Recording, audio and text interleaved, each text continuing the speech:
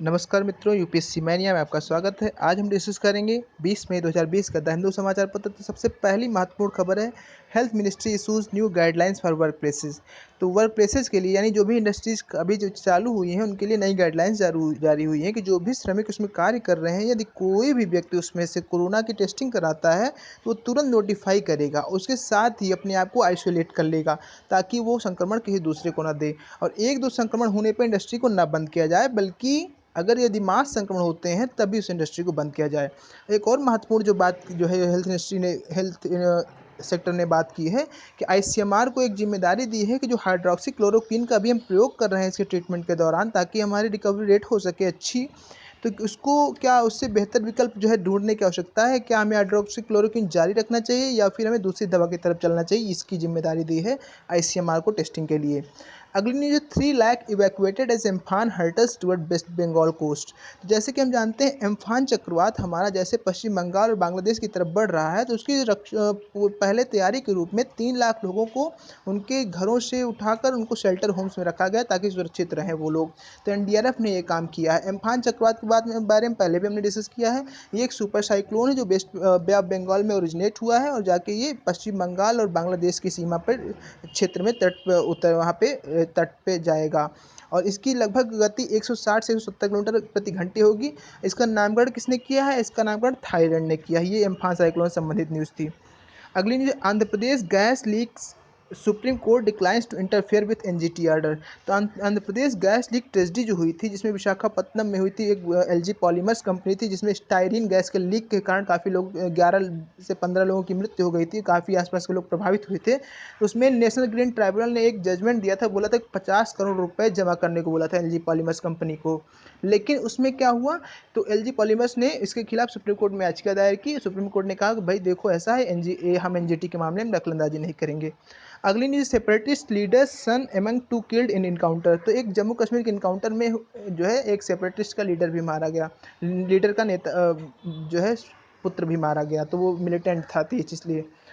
अगली महत्वपूर्ण, ये लोकल न्यूज है। अगली महत्वपूर्ण न्यूज हमारी जो आती है, ये है आपकी से संबंधित, lockdown start new AWS deployment IMD. तो इंडियन मेट्रोलॉजिकल डिपार्टमेंट जो हमारी मौसम संबंधी जानकारी देता है, तो अभी केरला गवर्नमेंट ने प्राइवेट एजेंसी से भी जो है कॉन्ट्रैक्ट किया कि प्राइवेट एजेंसी से भी आंकड़े लेगा मौसम संबंधी। तो इंडियन मेट्रोलॉजिकल डिपार्टमेंट ने अपने सफाई देते हुए कहा है कि केरला को क्यों अन्य प्राइवेट एजेंसियों का मदद लेना पड़ा। तो उसने बोला है कि लॉकडाउन की वजह से हम नए एडब्ल्यूएस क्या होते हैं, ऑटोमेटेड वेदर स्टेशंस। ये ऐसे वेदर स्टेशन है जो विभिन्न जगहों पर डिप्लॉय किए जाते हैं ताकि मौसम की जानकारी पूरे विश्व भारत भर से कलेक्ट करके अच्छी सी जानकारी दे पाएँ, अच्छे आंकड़े दे पाएँ। लेकिन लॉकडाउन की वजह से नए एडब्ल्यूएस वो डिप्लॉय नहीं कर पाए हैं, जिससे उनकी सूचना पर विश्वसनीयता कम हुई है केरला जैसे राज्यों की। ये लॉकडाउन के बाद ही इस समस्या का वो हल निकालेंगे।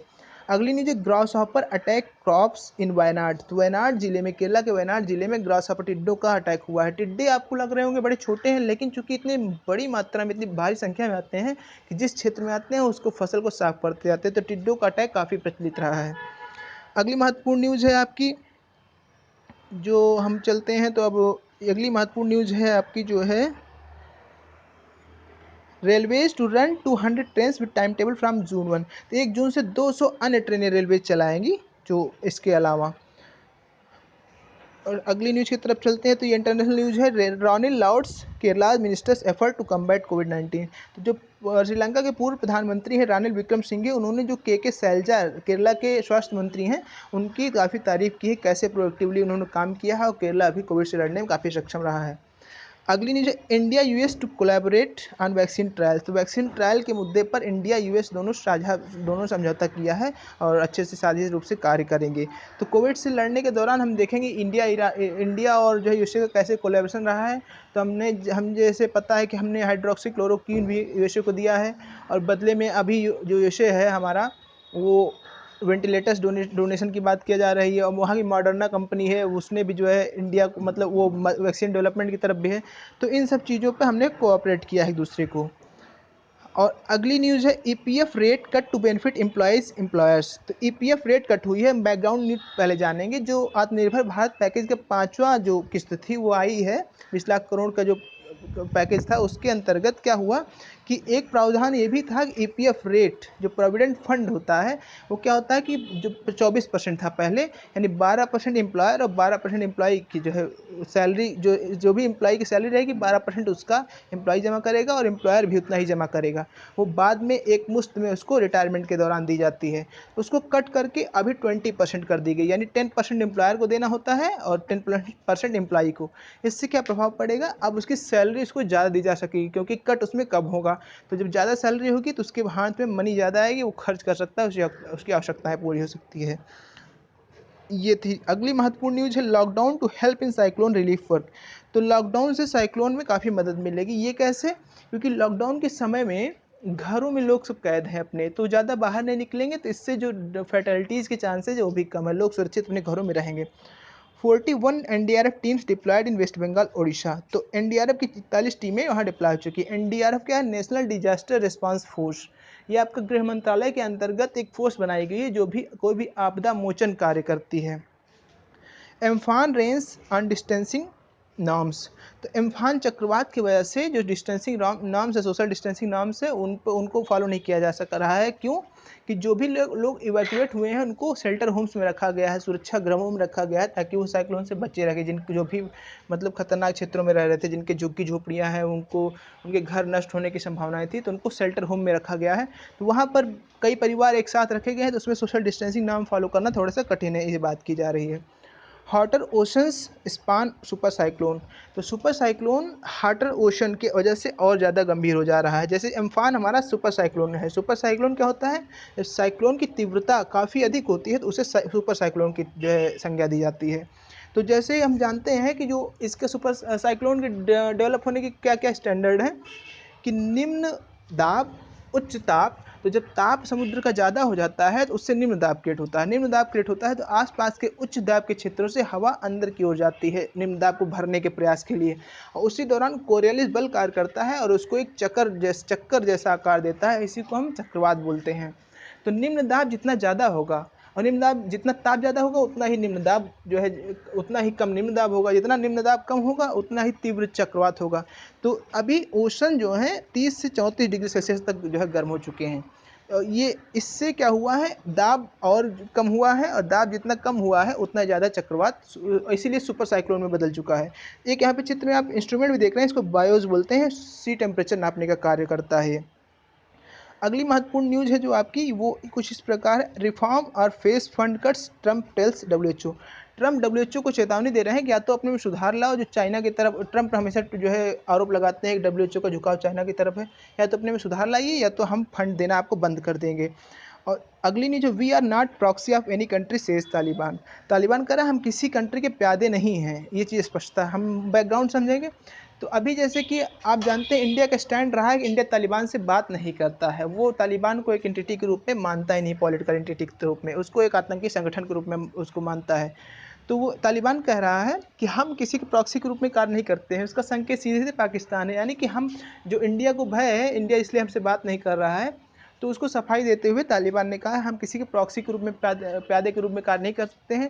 उद्देश्य क्या है, तालिबान चाहता है हमको विभिन्न सरकारें हमको पॉलिटिकल रिकग्निशन दे, ताकि हम अफगानिस्तान के पॉलिटिकल स्पेस में हम अच्छे से कार्य कर सकें, हमारे पड़ोसी देशों की संस्कृति हो। और इसमें एक और अच्छी बात ये कही कि जो कश्मीर मुद्दा है वो भारत का आंतरिक मामला है, हम इसमें हस्तक्षेप नहीं करेंगे। अगली news, Trump says he is taking hydroxychloroquine. तो ट्रम्प जो है इस कोरोना जो है संक्रमण इतना ज़्यादा हो चुका है अमेरिका में, और वो अपने सुरक्षा के रूप में हाइड्रोक्सीक्लोरोक्वीन खुद भी ले रहे हैं। Taliban attack on Kunduz repelled. तो कुंदुज एक अफगानिस्तान में शहर है जिस पे तालिबान ने अटैक किया है, तो उसको अफगानिस्तान फोर्सेज ने, एयर फोर्सेज ने उसको रिपेल किया है, उसका जो है जवाब दिया है। China test drug that aims to stop pandemic sans vaccine. China एक ड्रग डेवलप कर रहा है जो वैक्सीन के डेवलप होने के पहले कुछ राहत का कार्य करेगी। इसका उद्देश्य क्या होगा, ये ड्रग का उद्देश्य होगा रिकवरी रेट को बढ़ाना, ताकि रिकवर ज़्यादा हो, और जो ट्रांसमिशन हो, उस संक्रमण हो, उसको हाल्ट करना। तो इससे रिकवरी रेट बढ़ेगी, जल्दी ज़्यादा लोग रिकवर होंगे, और जो है जो है कुछ टेम्प्रेरी इम्यूनिटी भी डेवलप होगी, ताकि संक्रमण का जो हो गति हाल्ट हो। Sri Lanka will not tolerate targeting of war heroes. Sri Lanka वो अपने वार हीरोज की जो है अगर कोई भी उन पर आरोप लगाता है, कोई भी उनकी आलोचना करता है, उसको स्वीकार नहीं करेगा। तो क्या बैकग्राउंड हम जानेंगे। जैसे 2009 में लिट्टे का अंत हुआ। लिट्टे जो एक संगठन है जो यहाँ पे रिवॉल्यूशनरी टेररिज्म का संगठन है जो श्रीलंका में काफ़ी हिंसक गतिविधियों में संलिप्त था, तो उसको 2009 में उसके चीफ जो प्रभाकरन थे उनकी जो है उनका हत्या की गई और उसके बाद लिट्टे का अंत हुआ। तो वहाँ पे श्रीलंका में जो गृह युद्ध था उसका अंत हुआ। तो उसकी अभी 11वीं वर्षगांठ थी। उसी के दौरान उन्होंने कहा है कि जो लोग भी या जो भी यूनाइटेड नेशन एजेंसी या फिर जो भी इंटरनेशनल एजेंसीज हमारे वार हीरोज़ का जो भी हमारे इस लड़ाई में शहीद हुए सैनिक थे उनका अगर कोई भी जो है भर्त्सना करता है या उनकी कोई बुराई करता है तो हम उसको स्वीकार नहीं करेंगे और बल्कि हमको ऐसे संस्थान में जुड़े रहने का कोई शौक नहीं है। अगली न्यूज है behind new incidents a change dynamic along India China border.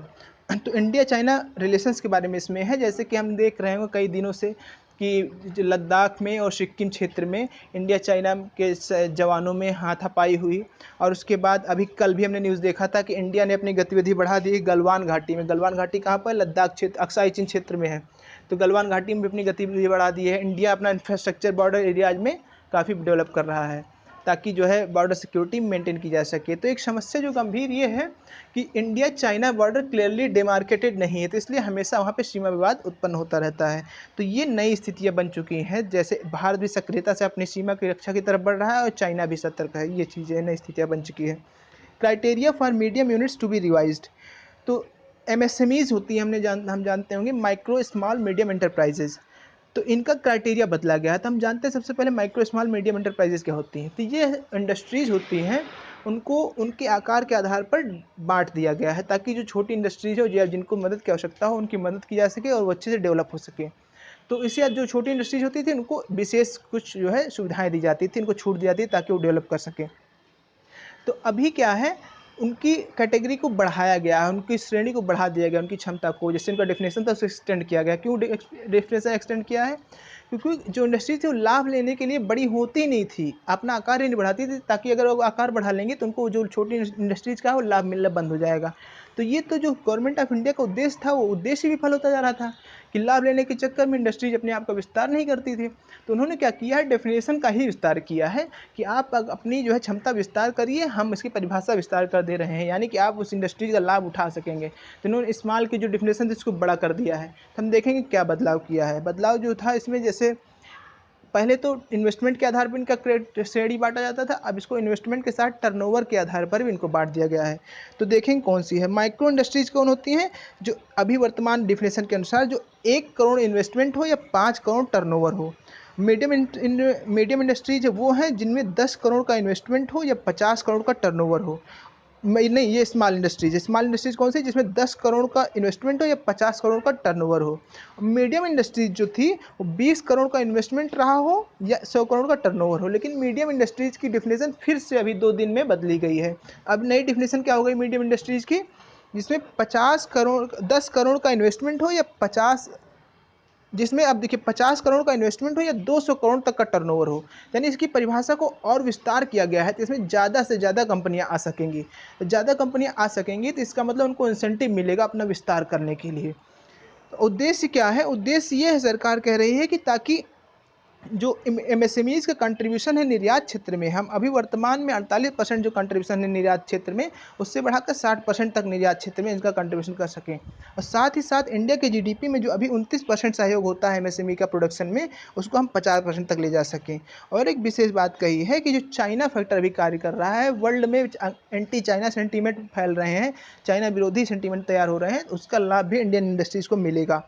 अगली महत्वपूर्ण न्यूज़ है Vedanta gets note to delist. तो वेदांता जो कंपनी है वो जो है अब स्टॉक मार्केट से डीलिस्ट कर रही है, अपने शेयर वापस खरीद के अब प्राइवेट होने जा रही है, अपने मार्केट में इसके शेयर नहीं मिलेंगे।